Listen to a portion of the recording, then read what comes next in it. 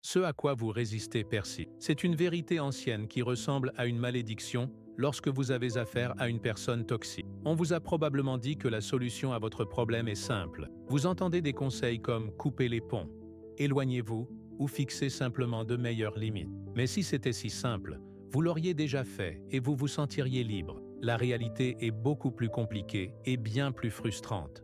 Vous pouvez quitter la pièce, mais la conversation continue de tourner dans votre tête. Vous pouvez bloquer son numéro, mais la culpabilité persiste comme un brouillard épais. Vous pouvez déménager dans une autre ville, seulement pour trouver quelqu'un d'exactement comme lui qui vous attend à votre nouveau travail. Cela se produit parce que vous ne combattez pas seulement une personne. Vous combattez un piège psychologique qui s'est enfoui profondément en vous. La plupart des gens abordent cette bataille de manière complètement erronée. Ils la considèrent comme une situation de survie, où ils doivent s'enfuir ou construire un mur. Mais il y a une faille dans cette façon de penser. Si vous fuyez, vous réagissez toujours à lui. Si vous construisez un mur, vous vivez toujours dans la peur de ce qui se trouve de l'autre côté. La vraie liberté ne vient pas de la fuite. Elle vient du fait de devenir quelque chose qu'il ne peut pas toucher. Considérez la toxicité comme un virus. Un virus est toujours présent dans l'environnement, attendant une opportunité. Mais il ne peut vous rendre malade que si votre système immunitaire est compromis. La personne toxique dans votre vie est le virus. Mais votre réaction, votre colère, votre besoin d'être compris, est la porte ouverte qui le laisse entrer.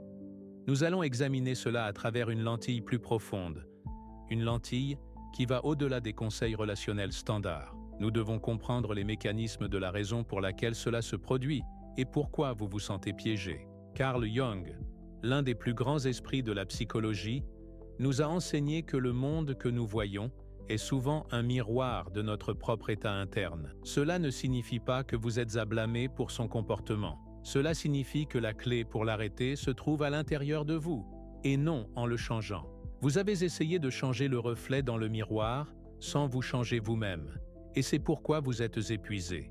Pour comprendre comment l'arrêter, vous devez d'abord comprendre ce qu'il est réellement. Lorsque vous regardez une personne toxique, vous voyez un bourreau, un manipulateur ou un tyran.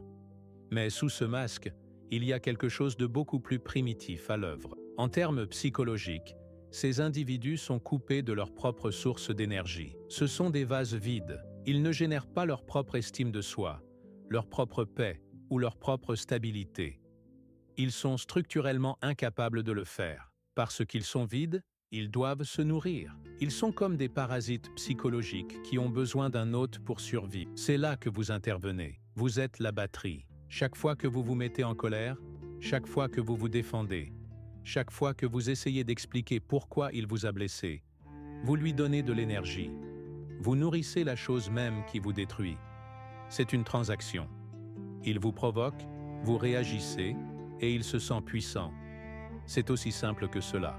Il se fiche que votre réaction soit bonne ou mauvaise. Il se fiche que vous criez de rage ou que vous pleuriez de douleur.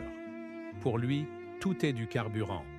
Cela lui donne l'impression d'être réel. Sans votre réaction, il doit faire face au silence terrifiant de son propre vide. C'est pourquoi le conseil standard de l'ignorer se retourne souvent contre lui au début. Vous pourriez penser que si vous restez silencieux, il s'en ira. Mais généralement, c'est le contraire qui se produit. Lorsque vous retirez votre énergie pour la première fois, il panique. Il sent la source de nourriture se tarir. Cela déclenche ce que les psychologues appellent une explosion d'extinction. C'est comme un enfant en bas âge qui fait une crise de colère dans un supermarché. Si le parent ignore les pleurs, l'enfant crie plus fort. Il se jette par terre. Il donne des coups de pied et s'agite. Il intensifie son comportement pour forcer une réaction. La personne toxique fait exactement la même chose. Lorsque vous cessez de prendre son appât, il ne se contente pas de hausser les épaules et de s'en aller. Il va redoubler d'efforts. Il dira la seule chose qu'il sait qui vous blesse le plus. Il va déterrer votre passé. Il va recruter d'autres personnes pour se retourner contre vous. Il teste la serrure de la porte que vous venez de fermer. C'est le moment le plus dangereux pour vous. Mais c'est aussi le plus critique. La plupart des gens craquent ici. La pression devient trop forte. Les insultes deviennent trop personnelles et ils craquent. Ils réagissent. Et au moment où ils réagissent, la personne toxique se détend. Il a gagné. Il a eu sa dose. Pour gagner cette guerre, Vous devez comprendre que votre sang-froid n'est pas seulement un bouclier, c'est une arme. Lorsque vous refusez de vous engager, vous faites quelque chose de beaucoup plus agressif que de crier en retour. Vous tenez un miroir. Lorsque vous n'absorbez pas son poison, ce poison n'a nulle part où aller, sauf sur lui. Il est forcé de s'asseoir avec sa propre misère non résolue. C'est la seule chose qu'il craint. Il ne craint pas votre colère. Il craint votre indifférence. Il craint le moment où vous le regardez et ne ressentez absolument rien. Mais pourquoi vous a-t-il choisi? C'est une question qui empêche beaucoup de gens de dormir la nuit. Vous pourriez penser que vous avez été ciblé parce que vous étiez faible, ou parce que vous aviez de mauvaises limites, ou parce que vous étiez facile à manipuler. Mais c'est rarement toute la vérité. Les personnes toxiques ne sont pas attirées par les personnes ennuyeuses et vides. Il n'y a rien à consommer. Elles sont attirées par les personnes qui ont quelque chose qui leur manque. En psychologie, nous appelons cela l'ombre d'or. Vous possédez des qualités qu'elles ont refoulées en elles-mêmes. Elles voient votre empathie, votre lumière, votre capacité à pardonner, votre résilience, et elles vous détestent pour cela. Mais elles en ont aussi besoin. Elles veulent posséder votre lumière, et la seule façon qu'elles connaissent pour le faire est de vous briser. Si elles peuvent rendre la personne forte faible, ou la personne heureuse malheureuse, cela leur donne un sentiment momentané de pouvoir supérieur. C'est un acte d'envie si profond qu'il crée une compulsion à détruire. Vous n'avez pas été choisi parce que vous êtes brisé. Vous avez été choisi parce que vous êtes précieux. Ce recadrage est essentiel car il vous sort du rôle de victime. Vous n'êtes pas une victime. Vous êtes une ressource qu'il essaie de piller. Reconnaître votre valeur est la première étape, mais la deuxième étape est plus difficile. Vous devez abandonner le masque que vous portez. Beaucoup d'entre nous ont été formés pour être le pacificateur, le réparateur, la bonne personne qui essaie toujours de comprendre l'autre camp. Nous pensons que si nous nous expliquons assez clairement, si nous trouvons les bons mots, l'autre personne finira par comprendre. Nous pensons qu'il existe une combinaison magique de phrases qui le fera se réveiller et s'excuser. Vous devez tuer cet espoir. C'est une chose difficile à accepter, mais cela vous libérera. Il comprend déjà. Il vous a entendu la première fois. Il vous a entendu la 10e fois. Il ne vous comprend pas mal. Il n'est pas d'accord avec votre droit d'avoir des besoins. Il n'est pas confus. Il est indifférent. Lorsque vous continuez à vous expliquer à quelqu'un qui s'est engagé à vous mal comprendre, vous vous engagez dans un acte d'auto-trahison. Vous vous dites que votre réalité n'a d'importance que s'il est d'accord avec elle. Arrêtez d'agir comme si vous étiez dans une cour de justice, en train de prouver votre innocence. Vous n'avez pas besoin de son verdict. La logique ne fonctionne pas sur l'esprit inconscient. Et ces individus fonctionnent presque entièrement à partir de leurs pulsions inconscientes. Ils sont régis par des besoins cachés et des blessures anciennes que la logique ne peut pas toucher. Essayer de raisonner avec eux, c'est comme essayer de décrire la couleur bleue à quelqu'un qui refuse d'ouvrir les yeux. C'est un gaspillage de votre esprit.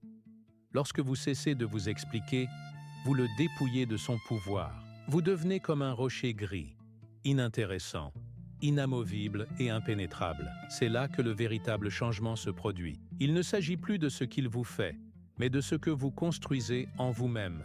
C'est le processus d'alchimie. Dans les temps anciens, les alchimistes cherchaient à transformer le plomb en or. Psychologiquement, cela signifie prendre le plomb lourd et sombre de votre souffrance et le transformer en l'or de la sagesse et de la force. La douleur qu'il vous a causée est réelle, mais c'est aussi du carburant. Chaque trahison, chaque insulte, chaque moment de manipulation a brûlé une partie de votre naïveté. Vous n'êtes plus la même personne qu'avant, et c'est une bonne chose. La version innocente de vous qui voulait sauver tout le monde devait mourir pour que la version sage de vous puisse naître. Cette expérience vous a forcé à développer une colonne vertébrale d'acier. Elle vous a appris à faire confiance à votre intuition. Elle vous a montré exactement ce que vous ne tolérerez plus. Vous utilisez son obscurité pour définir votre lumière. C'est la victoire ultime. Il ne s'agit pas de se venger. La vengeance vous maintient lié à lui. La vengeance n'est qu'une autre réaction. La victoire ultime est de le dépasser si complètement qu'il devienne une note de bas de page dans l'histoire de votre vie. Imaginez un alpiniste. Vous montez vers de nouveaux sommets. Vous vous déplacez dans un air plus mince et plus pur. La personne toxique est coincée dans la vallée, entourée de brouillard. Elle peut vous crier dessus. Elle peut essayer de lancer des pierres, mais vous êtes tout simplement trop haut pour que cela ait de l'importance. Cette altitude est gagnée grâce au travail acharné de retrait de vos projections. Vous devez cesser de le considérer comme un monstre qui a du pouvoir sur vous, et commencer à le voir comme un être humain blessé et limité qui n'a pas sa place dans votre avenir. C'est un passage de la peur à la pitié, et enfin, à l'indifférence. Lorsque vous atteignez cet état d'indifférence, vous devenez invisible pour lui. Il ne peut plus vous accrocher parce qu'il n'y a rien pour que l'hameçon s'accroche. Vous commencez à réaliser que la bataille n'a jamais vraiment été avec lui. Il n'était qu'un personnage dans votre pièce, un test que vous deviez réussir. La vraie bataille était avec votre propre doute de soi, votre propre besoin d'approbation, votre propre peur d'être le méchant. Et après avoir affronté cette bataille, vous avez gagné quelque chose de bien plus précieux que la paix et la tranquillité. Vous vous êtes gagné vous-même. Vous avez intégré les parties de vous que vous aviez peur de regarder. Vous êtes devenu un individu entier et indivis. C'est le chemin de l'individuation. C'est le voyage pour devenir qui vous étiez censé être, avant que le monde ne vous dise qui être. La personne toxique était un professeur sévère, un dragon gardant la porte, mais vous l'avez dépassé. Vous n'avez pas besoin de regarder en arrière. Il n'y a plus rien pour vous là-bas. La route devant vous est dégagée, et pour la première fois depuis longtemps, elle vous appartient entièrement. En parcourant ce nouveau chemin, vous remarquerez que votre énergie revient. La fatigue qui vous a accablé pendant des mois ou des années commencera à se dissiper. C'est parce que vous avez bouché la fuite. L'énergie que vous perdiez dans son vide sans fond circule maintenant dans votre propre vie. Vous retrouverez votre créativité qui jaillit à nouveau. Vous retrouverez votre patience. Vous dormirez mieux. C'est la preuve physique que vous avez récupéré votre territoire. Mais vous devez rester vigilant. L'esprit inconscient est une créature d'habitude. Et il est facile de retomber dans de vieux schémas lorsque vous êtes fatigué ou seul. La personne toxique peut essayer de revenir, souvent lorsque vous êtes à votre plus fort, car c'est à ce moment-là que vous brillez le plus. Elle peut revenir avec des excuses, avec des réalisations soudaines de ses erreurs, avec du charme et des cadeaux. C'est le test final. C'est le test de votre détermination. Ne confondez pas un changement de stratégie avec un changement de caractère. Un loup déguisé en mouton est toujours un loup. Si vous le laissez revenir, vous remettez les pendules à zéro. Vous dites à l'univers que vous êtes prêt à réapprendre cette leçon. Et la deuxième fois, la leçon est toujours plus difficile. Tenez bon dans votre nouvelle réalité. Vous en savez trop maintenant pour vous rendormir. Vous avez vu derrière le rideau. Considérez votre vie comme une maison. Pendant longtemps, vous avez laissé la porte d'entrée déverrouillée et vous avez laissé les gens entrer avec des chaussures boueuses, saccager vos meubles et manger votre nourriture. Vous pensiez qu'être un bon hôte signifiait les laisser faire ce qu'ils voulaient. Maintenant, vous avez installé une serrure.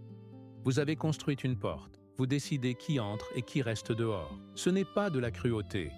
C'est de l'auto-préservation. C'est l'acte de traiter votre propre âme avec la même gentillesse que vous aviez l'habitude de donner aux personnes qui ne le méritaient pas. Cette transformation exige un niveau d'égoïsme qui pourrait être inconfortable au début. Mais c'est un égoïsme sain. C'est l'égoïsme du masque à oxygène dans l'avion. Vous devez vous aider vous-même avant de pouvoir être utile à qui que ce soit d'autre. En protégeant votre propre paix, vous devenez un meilleur parent, un meilleur ami, un meilleur travailleur. Vous devenez une source de stabilité pour les personnes qui vous aiment vraiment. La personne toxique a essayé de vous convaincre que vous étiez difficile, fou ou trop sensible. Ce sont des mensonges conçus pour vous maintenir petit. La vérité est que vous vous réveillez simplement. Vous commenciez à voir les barreaux de la cage, et cela les terrifiait. Un prisonnier qui ne sait pas qu'il est en prison est facile à garder. Un prisonnier qui réalise qu'il est libre est dangereux. Vous êtes devenu dangereux pour leur contrôle, et c'est le plus grand compliment que vous puissiez recevoir. Il y a un silence profond qui vient après la tempête. Lorsque le drame cesse enfin, lorsque le téléphone cesse de sonner, lorsque les disputes cessent, vous pourriez ressentir un étrange vide. Ne vous précipitez pas pour le combler. Cet espace est sacré. C'est la toile sur laquelle vous peindrez le reste de votre vie. C'est l'espace où vous découvrirez de nouveaux passe-temps, de nouvelles passions et de nouvelles relations qui sont basées sur le respect mutuel plutôt que sur l'exploitation. Vous commencerez à attirer un type de personnes différent. Nous attirons ce que nous sommes. Lorsque vous viviez en mode survie, vous attiriez d'autres survivants et prédateurs. Maintenant que vous vivez dans votre pouvoir, vous attirerez des personnes qui sont également entières. Vous trouverez des amis qui écoutent autant qu'ils parlent. Vous trouverez des partenaires qui donnent autant qu'ils prennent. Vous réaliserez à quel point vous travaillez dur juste pour maintenir la base d'une relation toxique et à quel point une relation saine est facile. C'est comme poser un sac à dos lourd que vous portez depuis 20 ans. Vous ne vous étiez pas rendu compte à quel point il était lourd jusqu'à ce que vous le laissiez tomber. Vous pourriez vous sentir étourdi au début. Vous pourriez vous sentir désorienté. C'est juste le sentiment de liberté. Embrassez-le. N'oubliez pas que le but n'a jamais été de le réparer. Le but était de trouver la partie de vous qui pensait que vous deviez le réparer pour être digne d'amour. Cette partie de vous a guéri maintenant. Vous avez obtenu votre diplôme. Vous pouvez regarder la personne toxique, non pas avec colère, mais avec une compréhension distante et tranquille. Elle est piégée dans son propre cycle, répétant les mêmes erreurs, menant les mêmes batailles, poursuivant les mêmes sensations fortes vides. Vous ne faites plus partie de ce cercle. Vous vous déplacez en ligne droite, vers le haut et vers l'avant. C'est l'héritage de votre lutte. C'était le feu qui vous a forgé. Vous êtes maintenant incassable, non pas parce que vous êtes dur, mais parce que vous êtes entier. Vous avez transformé le plomb en or. Vous avez gravi la montagne. L'air est pur ici. Prenez une profonde inspiration. Vous y êtes parvenu. Et vous n'aurez plus jamais à redescendre. Le voyage psychologique que vous avez entrepris est l'une des choses les plus difficiles qu'un être humain puisse faire. Il exige de faire face aux parties les plus sombres de la psyché humaine et de refuser de scier. Il exige une sorte de courage qui est rarement célébré dans les films ou les livres. Le courage de rester immobile quand tout en vous a envie de crier. Le courage de lâcher prise quand tout en vous a envie de s'accrocher. Mais maintenant que vous êtes de l'autre côté, vous pouvez voir le schéma clairement. Vous pouvez voir comment chaque interaction était une danse et comment vous avez simplement arrêté de danser. La musique joue toujours pour eux, mais vous avez quitté la salle de bal. Vous sortez dans l'air nocturne, sous les étoiles, guidé par votre propre boussole intérieure. Il y aura des jours où le souvenir d'eux fera mal, comme un membre fantôme. C'est normal, ce n'est que l'écho d'une habitude. Reconnaissez-le et laissez-le passer. Cela ne signifie pas que vous avez fait une erreur. Cela signifie simplement que vous êtes humain. Soyez patient avec vous-même. La guérison n'est pas une ligne droite, c'est une spirale. Vous pourriez revenir à d'anciens sentiments, mais vous le faites à partir d'un niveau de compréhension supérieur. Vous n'êtes plus au début, vous vous êtes équipé des outils de la connaissance de soi. Vous comprenez la projection, l'ombre et le personnage. Vous comprenez que les gens n'ont que le pouvoir sur vous que vous leur donnez. Cette connaissance est vôtre pour toujours. C'est un bouclier que vous porterez dans chaque interaction future. Vous n'êtes plus naïf, vous êtes sage, et dans cette sagesse, il y a une paix profonde et durable. Une paix qui ne dépend de l'approbation de personne d'autre. Une paix qui ne peut être ébranlée par le chaos de quelqu'un d'autre. C'est la paix de savoir qui vous êtes, ce que vous valez et où vous allez. La personne toxique était un chapitre de votre livre, peut-être un chapitre long et douloureux, mais elle n'en est pas l'auteur. Vous êtes l'auteur, et le prochain chapitre est à vous d'écrire. Alors que vous avancez, gardez votre attention vers l'intérieur. Continuez à entretenir votre propre jardin. Arrachez les mauvaises herbes du doute de soi chaque fois qu'elles apparaissent. Arrosez les graines de votre propre potentiel. Plus vous cultivez votre propre monde intérieur, moins le drame extérieur devient intéressant. Vous devenez autonome. Vous devenez une entité souveraine. C'est l'état d'être ultime. Être dans le monde, mais pas du monde. Être capable d'observer la toxicité sans l'absorber. Être capable d'aimer sans se perdre. C'est un objectif élevé, mais vous avez fait le gros du travail pour arriver ici. Vous avez payé le prix d'entrée. Maintenant, il est temps de profiter du spectacle. Vivez votre vie avec une telle plénitude et un tel but, qu'il n'y ait tout simplement plus de place pour quoi que ce soit qui ne vous serve pas. Que votre bonheur soit votre défi, que votre succès soit votre bruit, que votre paix soit votre protestation. Vous avez surmonté l'ombre, vous êtes entré dans la lumière. Restez-y, cela vous va bien.